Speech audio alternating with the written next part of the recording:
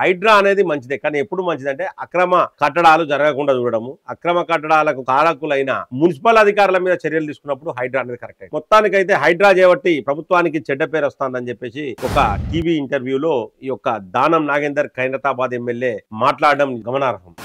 హైదరాబాద్ లో ఉన్న ఒక డీసీపీ గురించి కూడా ఈయన సంచలన వ్యాఖ్యలు చేసిండు. ఈ డీసీపీ ఎవరినైనా లోపడేస్తాం, జైలేస్తాం అని చెప్పేసి ఇష్టం వచ్చినట్టు మాట్లాడిండు. ఇలాంటి డీసీపీలు ఉండడం వల్ల కాంగ్రెస్ పతనం ఖాయం అని చెప్పేసి కూడా దానం నాగేందర్ మాట్లాడడం గమనార్హం. మిత్రులారా, పొలిటికల్ వైబ్స్ ప్రేక్షకులకు నమస్కారం. మిత్రులారా, దానం నాగేందర్ ప్రస్తుతానికి కాంగ్రెస్ ఎమ్మెల్యేనే, కాంగ్రెస్ పైన విరుచుకోబడ్డాడు. హైడ్రా వల్ల ఈ యొక్క కాంగ్రెస్ ప్రభుత్వానికి చెడ్డ పేరు వస్తుంది.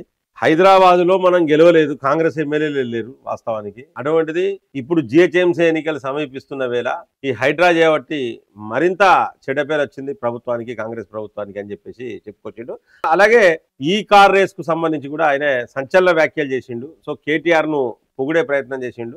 మరి దానం నాగేందర్ యూటర్న్ తీసుకున్నా, మరి ఏం జరిగింది అనేది వివరాలు తెలుసుకునే ముందు ఈ యొక్క వీడియోని లైక్ చేయండి. ఖచ్చితంగా మీ యొక్క అభిప్రాయాన్ని కామెంట్ బాక్స్ లో రాయండి. సబ్స్క్రైబ్ చేయని వాళ్ళు మన ఛానల్ సబ్స్క్రైబ్ చేయండి మిత్రులారా. బెల్ బటన్ నొక్కడం మర్చిపోకండి. మిత్రులారా, Khairatabad MLA Danam Nagender assembly rowdy అంటాం మనం వాస్తవానికి, ఎందుకంటే అసెంబ్లీలో మొత్తం రౌడీజం చేసిండు కాబట్టి అసెంబ్లీ రౌడీ అంటున్నాం.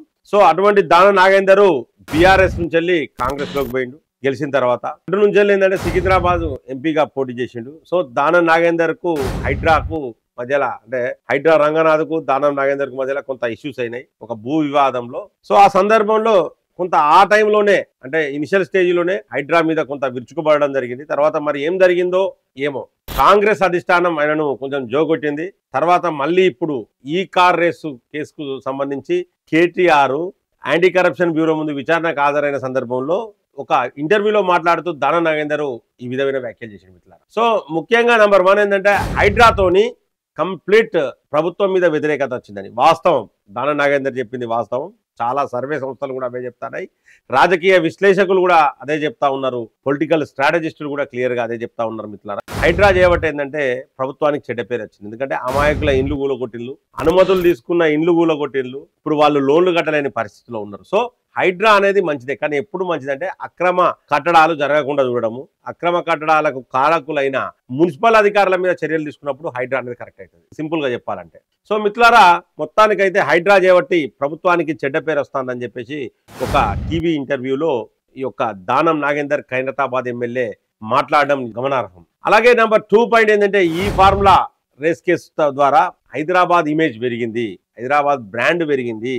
హైదరాబాద్ లో ఈ కార్ రేస్ జరగడం వల్ల హైదరాబాద్ కు ఒక మంచి పేరు వచ్చింది, పెద్ద నగరం అనే పేరు వచ్చిందని చెప్పేసి సంచలన వ్యాఖ్యలు చేసింది. దీనిలో ఎలాంటి అత్యోక్తి లేదు, మరి దీనిలో అవినీతి జరిగిందా అవినీతి జరగలేదు అనేది తనకు తెలియదు అంటూ కేటీఆర్ అయితే చెప్తాడు, అవినీతి జరగలేదని చెప్తాడను అనేవాడు కూడా ఆ యొక్క టీవీ ఇంటర్వ్యూలో మాట్లాడిండు. అలాగే హైదరాబాద్ లో ఉన్న ఒక డీసీపీ గురించి కూడా ఈయన సంచలన వ్యాఖ్యలు చేసిండు. ఈ డీసీపీ ఎవరినైనా లోపడేస్తాం, జైలేస్తాం అని చెప్పేసి ఇష్టం వచ్చినట్టు మాట్లాడిండు. ఇలాంటి డీసీపీలు ఉండడం వల్ల కాంగ్రెస్ పతనం ఖాయం అని చెప్పేసి కూడా దానం నాగేందర్ మాట్లాడడం గమనార్హం మిత్రులారా. మొత్తానికి ఏది ఏమైనప్పటికీ దానం నాగేందర్ మళ్ళీ యూటర్న్ తీసుకొని మళ్ళీ బీఆర్ఎస్ లోకి పోతాడా అనే సంకేతాలు అయితే బయటకు వచ్చినాయి. సో మొత్తానికైతే కాంగ్రెస్ కు అతి తక్కువ కాలంలో, అంటే సంవత్సర కాలంలో కాంగ్రెస్ కు చెడ్డ పేరు వచ్చింది, కాంగ్రెస్ గ్రాఫ్ పడిపోయిందని కూడా మనం చెప్పుకోవచ్చు. భారతీయ జనతా పార్టీ అధ్యక్షుడి గనక ఇమీడియట్లీ ఖరారు చేస్తే ఖచ్చితంగా ప్రత్యామ్నాయం కాంగ్రెస్ కు కావచ్చు, అటు బీఆర్ఎస్ కు కావచ్చు, ప్రత్యామ్నాయం భారతీయ జనతా పార్టీ అవకాశాలు అయితే క్లియర్ గా కనబడతా ఉన్నాయి మిత్రులారా. మీకు ఈ యొక్క వీడియో నచ్చినట్లయితే లైక్ చేయండి. ఖచ్చితంగా మీ యొక్క అభిప్రాయాన్ని కామెంట్ బాక్స్ లో రాయండి. సబ్స్క్రైబ్ చేయని వాళ్ళు మన ఛానల్ సబ్స్క్రైబ్ చేయండి. బెల్ బటన్ నొక్కడం మర్చిపోకండి మిత్రులారా. జై హింద్, జై భారత్.